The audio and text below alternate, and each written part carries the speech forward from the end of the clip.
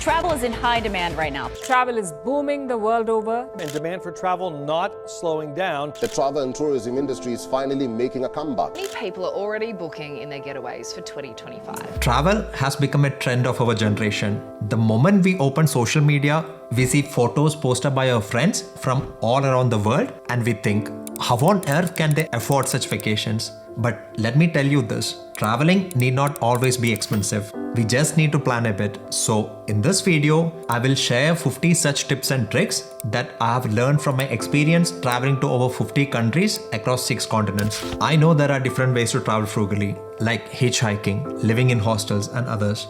I've already done a video about that, but that's not what I want to discuss here. These are real practical hacks that we can make use of to travel cheaper without sacrificing the overall experience and comfort.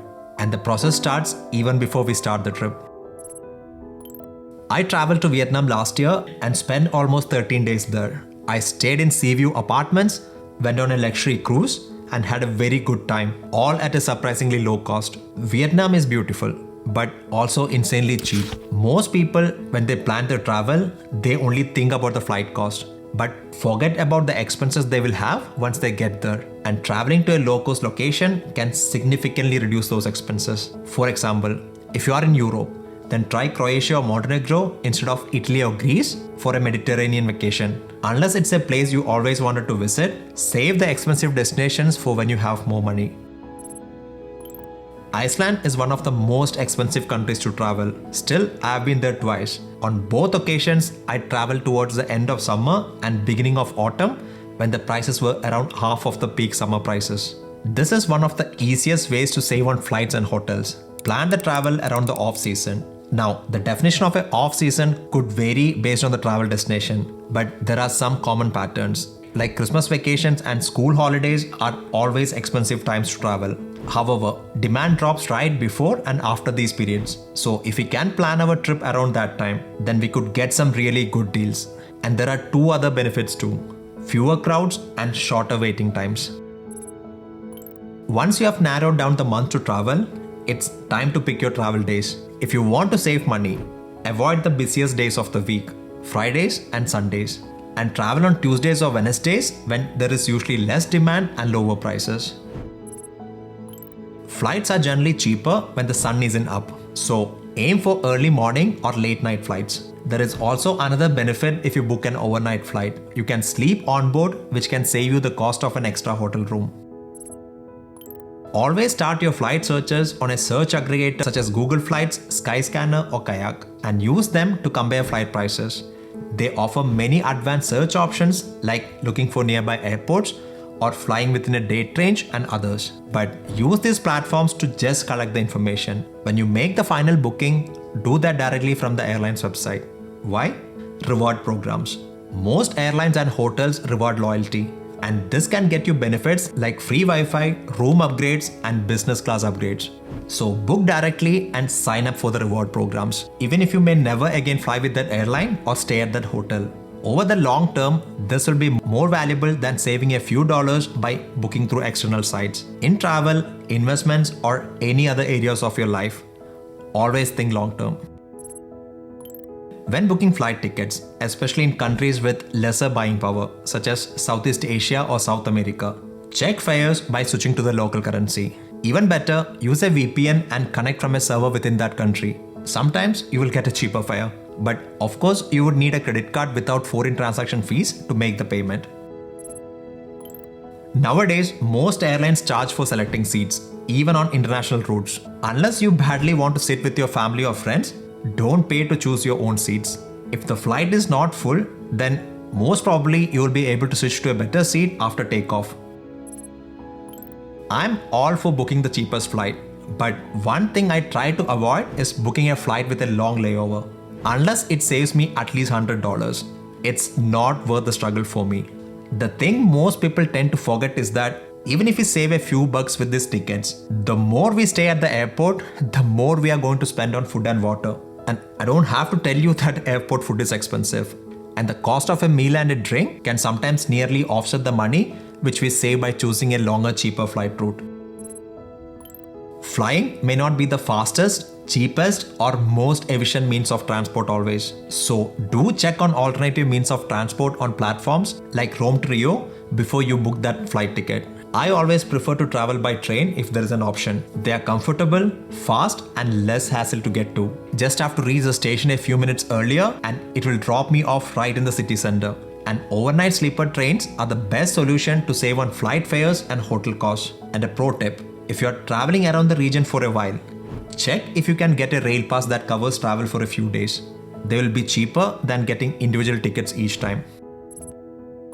When you search for accommodation, avoid hotel rooms if you can. Instead, search for apartments on Airbnb or Booking.com, especially if you are traveling with a larger group. For a lower price, you get more space, and if you are staying for more days, you get a kitchen to cook food. I'm not saying you have to cook always on vacation, but it's good to know that the option is there. A common mistake people make when booking hotels or apartments is choosing locations right in the city center.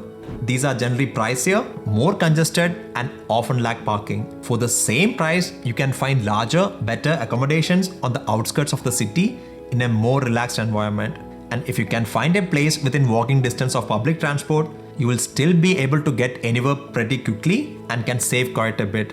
When I traveled to London last year, I found a place just outside the city center, but very close to a tube station. It was just a 15-minute ride to Buckingham Palace and other main attractions, and this saved me around £500 for a 5-day stay. Still, if you do want to stay in the city center, then consider staying in hostels instead of hotels, especially in expensive cities like Amsterdam and Paris. You can find hotel chains that offer rooms with private bathrooms at a fraction of the price of a hotel room, and you get to meet other fellow travelers too. And even better, get a hostel membership card such as the one from Hosteling International, which can get you further discounts. Once you have done all this research and are ready to book, then do it with a credit card if you have one. Now, there are multiple benefits to booking with a credit card, such as travel insurance. But most importantly, they provide reward points. I own a platinum card from Amex, and even though I pay €60 per month, the value I get in terms of lounge access, business class upgrades, and others make it totally worth it. When I went to Paris last year to visit the Louvre Museum, I pre-booked my tickets online about 3 to 4 days before visiting. I could walk right through the prepaid ticket line, passing hundreds of people who were waiting to buy a ticket. For the star attractions that you need to see anyway, there are almost always better rates if you book in advance. Also, that way you can guarantee your admission and not get disappointed seeing a sold out board. Recently, I went to Kenya on a family vacation. Even though you can't put a price on the experience of seeing wild animals in their natural habitats, the safaris can get really expensive. So before the trip, I made a list of all the major safari providers in the region and asked ChatGPT to compose me an email. I sent multiple emails doing further negotiations with the help of ChatGPT and could take around $2,000 off the package. Most cities offer a city card with which you can visit multiple attractions at a discounted rate. When I visited Istanbul for the first time, I got the city tourist pass, which gave me access to over 70 plus attractions and tours for a fixed low price. And some cards combine both transport and attractions into one, so you get to save more. So before traveling, do some research and find out if the city you plan to visit offers something similar. If you are someone who takes at least one international trip a year, you should get an international travel health insurance, because the risk of illness or injury is always higher when you are on vacation. Your local health insurance may only partially cover these costs or might not cover them at all, depending on the country you are visiting. And trust me, these costs can add up quickly, especially if you need to be transported back home due to a serious health issue. Again, the premiums here are very low, around $20-25 for a year. So do get one and enjoy your holiday without worrying about unexpected medical bills. I know I can survive in most situations if I have my phone and internet. But even if we have our phones, there is no guarantee that we will have internet in a foreign country when we land, and we would need the internet to check something like the commute from the airport or call an Uber. So a good option would be to get a basic plan from an eSIM provider such as AlloSIM or Airalo even before you start the journey. This way, you will be guaranteed to have internet right from the start of your journey. And then based on the need and length of the stay, you can always switch to a local SIM later. In cases where you might not get network coverage, it's a good idea to download Google Maps for your destination before you leave home. You can select the region and type offline maps to download the area. This will help you get safely from the airport to your hotel or apartment even if you don't have internet access. Before you pack your bags, check if the country you are traveling to has a different electrical outlet than your home country. If yes, then order an adapter from Amazon because the one you get in airports will be more expensive. And even better, if you are a frequent traveler, invest in a multi-country adapter like this one so that you never have to worry about charging issues no matter where you are. This is the ultimate travel hack to save on flight tickets, Travel Light. I bought this travel bag from Peak Design and this is all I need to avoid check-in baggage fees no matter how long I am traveling. If you plan your daily outfit well in advance, there really are very few clothes you need to take with you. And when you combine them with other hacks such as rolling the clothes and using packing cubes, one cabin bag is all you need. If you are going for a long vacation, don't pack for the whole duration. Just go to a nearby laundromat and get the clothes washed for a fraction of the cost compared to the check-in baggage fees. And in the worst case, if you need to buy anything, you can always get it abroad. Even if you pack a t-shirt less, try to throw in some snacks or light food to eat at the airport. As I said earlier, airport food is really expensive, so don't waste money on it unless you are starving to death. The same goes for on-flight meals too. It would be cheaper to purchase something in the airport before you board the flight than buying in flight. 99% of the people we meet in our travel are kind, helpful people, but there is still that 1% who is trying to scam you and get your money. So before traveling to a new place, do some research and try to get a gist of the common tourist scams in that country. This can save you from some uncomfortable surprises. I don't mean to talk fluently, but learning basic words in the local language can help you in more ways than you can think. People are normally happy and more welcoming if you can speak their tongue, or at least put the effort into doing so. So always learn these 6 words in the local language.